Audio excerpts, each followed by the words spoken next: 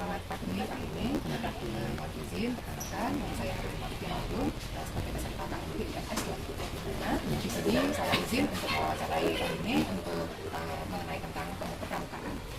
Baik, Pak ini, di sini saya mau bertanya beberapa pertanyaan. Yang pertama, apa yang menjadi dasar KUD di Pangkalan ini? Terima kasih yang maksudnya apa yang menjadi dasar pelaksanaan kegiatan pramukaan Pangkalan baik dalam pelaksanaan kegiatan atau pembinaan kepramukaan di SD atau di Pangkalan SD Sumber 6 ini, setiap kegiatannya kita itu berdasarkan pada SKU atau syarat kecakapan umum, dan dalam pelaksanaan SKU itu nanti kita sebagai pembina itu mengadakan kesepakatan dulu, memberikan pemahaman pada para peserta didik kita apa sih itu SKU.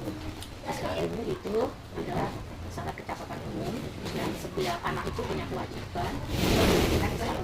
Perlu kita ketahui semuanya bahwa di golongan siaga ini itu ada 3 tingkat. Yang pertama siaga lelah, siaga tantu, dan siaga tata. Kemudian sebagai tingkatan yang tertinggi adalah siaga amdal. Jadi SKU ini adalah persyaratan yang harus dibentuk oleh peserta didik di setiap tingkatannya. Misalnya seorang siaga mula itu sebelum dilantik menjadi seorang siaga mula harus menyelesaikan persyaratan yang ada di persyaratan kecakapan umum siaga mula. Kalau semuanya sudah terlaksana, nanti peserta didik ini akan dilantik menjadi seorang pramuka siaga mula. Setelah dilantik siaga mula, peserta didik ini boleh melanjutkan untuk penyelesaian syarat kecakapan umum di siaga tertentu begitu dan seterusnya. Selain pelaksanaan atau penerapan syarat kecakapan umum, di Pangkalan ini juga menerapkan tentang syarat kecakapan khusus. Syarat kecakapan khusus itu adalah kecakapan yang dimiliki oleh masing-masing peserta didik, dan itu harus sesuai dengan kemampuan, bakat, minat peserta didik. Jadi untuk pelaksanaan SKU itu nanti peserta didik ini akan meminta atau membuat kesepakatan dengan pembina untuk diuji sesuai yang dia inginkan. Jadi ujian untuk menguji SKU ini harus sesuai dengan kesepakatan antara peserta didik dan pembina.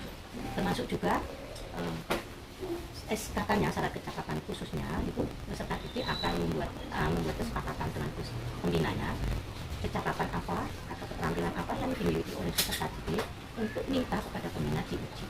Kalau setelah selesai ujian, sudah selesai atau sudah melaksanakan syarat kecakapan khususnya, kalau pembina dinyatakan layak dan lulus, nanti dia akan mendapatkan surat keterangan kelulusan kecakapan.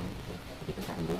Baik, untuk pertanyaan selanjutnya, tadi sudah Pak Lileng jelaskan bahwasanya untuk mencapai tingkat SKU itu ada tesnya atau ujinya, kemudian SKK seperti itu juga dan sesuai dengan minat peserta didik. Nah, kira-kira mungkin ada tantangan yang ditemui dalam pelaksanaan SKU pada kegiatan ini? Baik, untuk setiap kegiatan tentunya kita akan menemui kendalanya. Jadi kita harus pandai-pandai untuk memberikan pengamatan kepada peserta didik, mana-mana peserta didik itu yang ingin atau yang minta diuji. Namun kendalanya itu pasti adalah peserta didik yang kurang minat atau masa bodoh, kurang termotivasi untuk menyelesaikan syarat-syarat kecakapan, baik itu kecakapan umum maupun kecakapan khusus. Jadi untuk itu tugas pembina agar para peserta didik kita itu bisa menyelesaikan syarat kecakapan umum, dan paling tidak mereka juga harus bisa menyelesaikan syarat kecakapan umum ini sesuai dengan kesepakatan yang sudah menjadi kesepakatan bersama antara peserta didik dan pembina. Nah, solusinya agar para peserta didik ini punya minat, punya motivasi, kemudian berkeinginan untuk menyelesaikan persyaratan kecakapan umum maupun persyaratan kecakapan khusus, maka pembina itu harus pandai-pandai mengajak para peserta didiknya untuk berperan aktif dalam setiap kegiatannya dengan cara memberi motivasi, memberi pemahaman bahwa setiap pramuka atau semua peserta didik harus mau dan mampu menyelesaikan syarat kecakapan umumnya maupun syarat kecakapan khusus. Jadi jika ada anak yang atau peserta didik yang masih kurang berminat, kita memberikan pendekatan, kita pembung dia, kita beri pemahaman kenapa harus begini, kemudian dengan teman-temannya juga kita bisa mengajak teman-temannya untuk bersama-sama mengajak temannya ini yang kurang minat atau kurang termotivasi untuk bisa melaksanakan syarat kecakapan ini bersama-sama. Jadi kalau ada yang mungkin dia nggak ikut ikut ujian atau tes syarat tidak apa-apa, itu karena satu takut, karena kedua pergi, karena memang dia malas atau bagaimana, kita bisa mengajak teman sebayanya untuk memberi motivasi, untuk mengajak anak tersebut untuk mau atau terlibat bersama-sama melaksanakan kegiatan uji kecakapan. Begitu Pak Indro.